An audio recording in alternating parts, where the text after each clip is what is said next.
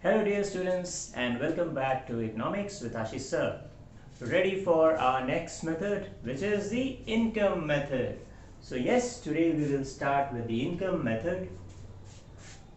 Now remember, all the three methods, value added method, income method and expenditure method, are actually based on the three basic processes in the economy. Remember the circular flow of income?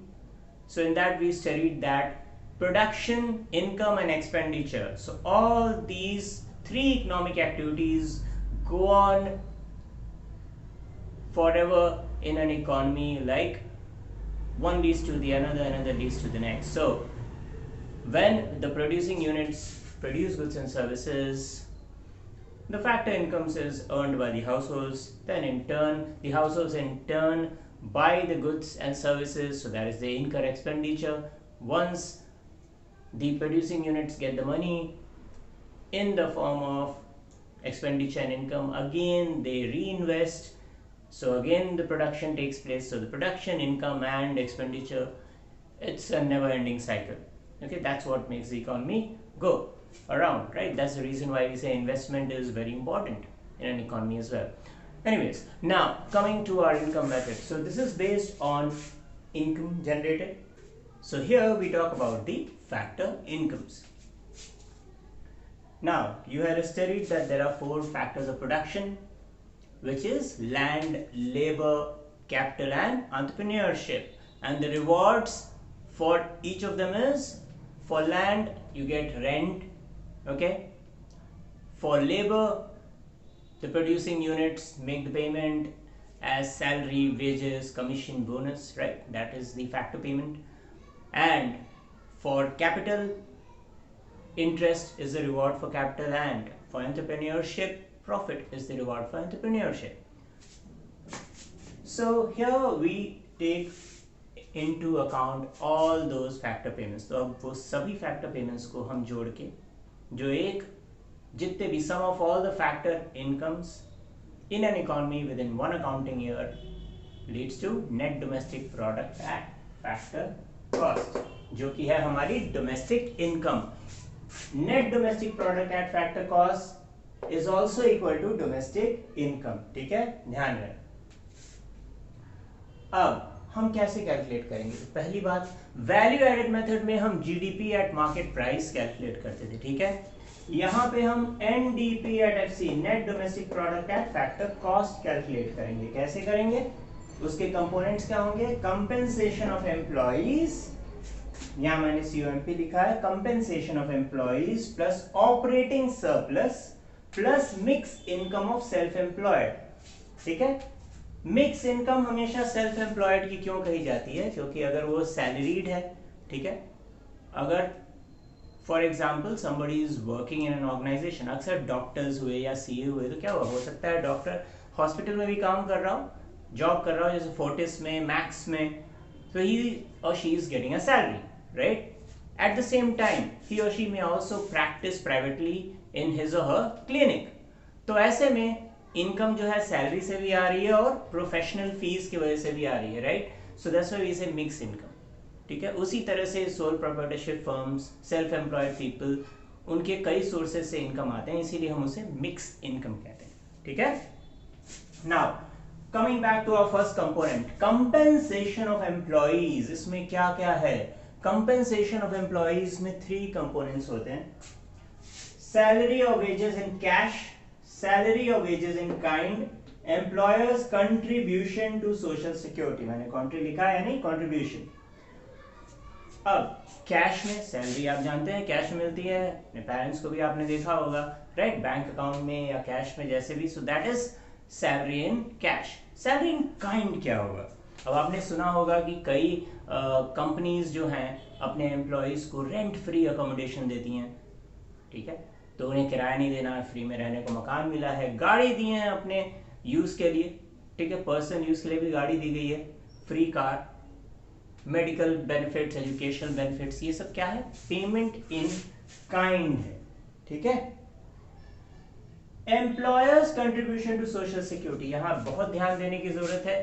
कई बार बच्चे confuse होते हैं, employees contribution to social security भी दिया रहता है और employers contribution to social security भी दिया रहता है। हमें ध्यान रखना है कभी भी employees contribution to social security को नहीं जोड़ेंगे आप नेशनल इनकम कैलकुलेट करते वक्त, हमेशा employers contribution to social security जोड़ेंगे। क्यों?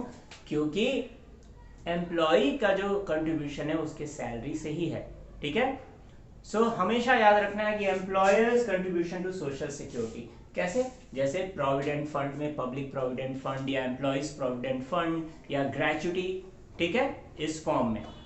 सोशल सिक्योरिटी बेनिफिट क्या होती है? वो इसलिए होती है, सरकार की भी स्कीम्स होती हैं जैसे प्रोविडेंट फंड की, वो इसलिए होती हैं ताकि वर्कर्स की या एम्प्लॉयज की लाइफ और सेफ और सिक्योर की जा सके, ठीक है। इस बहाने उनको रिटायरमेंट में एक अच्छा एक मुश्त अमाउंट भी मिल जाता है प्रोविडेंट फंड के रूप में और ग्रेच्युटी के रूप में, ठीक है। ऑलराइट, ये हो गया ऑपरेटिंग सरप्लस। ऑपरेटिंग सरप्लस के 4 कंपोनेंट हैं। रेंट, अगर किसी ने अपनी जमीन या बिल्डिंग दी हुई है, ठीक है, रेंट मिलेगा, ठीक है, लीज पे दिए। इंटरेस्ट, कैपिटल लगाया तो इंटरेस्ट मिलेगा, और एंटरप्रेन्योरशिप के बदले प्रॉफिट। रॉयल्टी, अब यहां पे आ गया रॉयल्टी क्या है। रॉयल्टी कई बार ऐसा होता है जैसे किसी की जमीन है, उस पे कोल डिपॉजिट है, ऑयल डिपॉजिट है या कोई मिनरल डिपॉजिट है, तो अगर ऐसे लोग अपनी जमीन किसी को लीज पे दिए हुए हैं, ठीक है, माइनिंग करने के लिए, ऐसे में उन्हें रॉयल्टी मिलती है। ऐसे में क्या मिलती है? Royalty. So that is the case in which you get royalty, ठीक है। मिक्स इनकम हम समझ लिए। अब आइए हम समझ लेते हैं प्रॉफिट के क्या कंपोनेंट्स हैं। प्रॉफिट के 3 कंपोनेंट हैं, प्रॉफिट, कॉर्पोरेट टैक्स, डिविडेंड और रिटेन्ड अर्निंग्स। तो प्रॉफिट के 3 कंपोनेंट होते हैं। पहला जो कॉर्पोरेट टैक्स, यानी जो कंपनीज टैक्स देती हैं गवर्नमेंट को, वो हिस्सा हो गया उसका। फिर दूसरा डिविडेंड, जो शेयर होल्डर्स को डिविडेंड के रूप में देते हैं, ठीक है। फिर रिटेन्ड अर्निंग्स, उसके बाद जो भी अपनी फाइनेंशियल लायबिलिटीज कंप्लीट करने के बाद कंपनी के पास पैसा बच जाता है, ठीक है, वो रिटेन्ड अर्निंग कहलाता है, जिसको अनडिस्ट्रीब्यूटेड प्रॉफिट भी कहते हैं। आपने पढ़ा था बिजनेस स्टडीज में, आर्ट्स और ह्यूमैनिटीज वाले स्टूडेंट, उसे हम रिटेन्ड अर्निंग से अनडिस्ट्रीब्यूटेड प्रॉफिट कहते हैं। और ये कंपनी अपने पास रखती है फ्यूचर में एक्सपेंशन के लिए, ठीक है, या इमरजेंसी या कंटिंजेंसी के लिए, ठीक है। अब कैसे कैलकुलेट करेंगे? एनडीपी एट एफसी, वो सब जोड़ के, क्या जोड़ के? COE plus OS plus MI, इन तीनों को जोड़ के हमें क्या मिला? NDP at FC। अब net domestic product at factor cost में हम net factor income from abroad add कर देंगे, तो हमें क्या मिलेगा? NNP at FC, net national product at factor cost. यही हमारी नेशनल इनकम है, यही होती है हमारी नेशनल इनकम, ठीक है। ऑलराइट, ठीक है बच्चों। अब एक चीज और, पिछले बार जो हम लोग लास्ट मेथड में वैल्यू एडेड मेथड जो हम पढ़े थे, तो हमें जीडीपी एट मार्केट प्राइस तो मिल गई थी। अब उससे हम नेशनल इनकम तक कैसे पहुंचते? Gross domestic product at market price कैसे हमें मिला था? Sigma GVA at market price. जितना gross value added at market price था उसको सम कर दिए सभी प्रोड्यूसिंग यूनिट्स का, जो एक डोमेस्टिक टेरिटरी में विद इन 1 अकाउंटिंग ईयर में प्रोड्यूस हुई।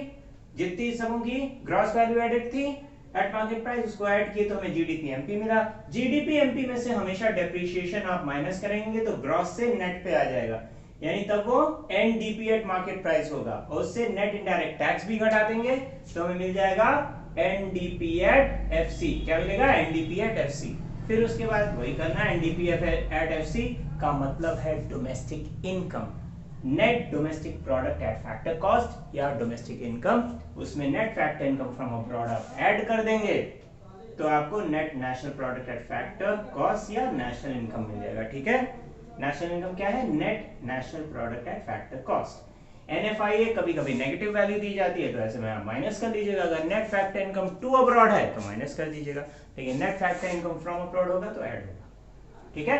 ऐसे नेशनल इनकम कैलकुलेट हो जाएगा। now we would discuss the expenditure method, ठीक है, in our next class as well as we'll take up numericals. So अभी हमने 1 और ये 2 हमने कवर कर लिया, 2 मेथड्स कंप्लीट हो चुके हैं. Alright, stay tuned to the channel. अगर वीडियो अच्छा लगा तो सब्सक्राइब करिए, लाइक करिए, and come back for the next class of expenditure method. Thank you.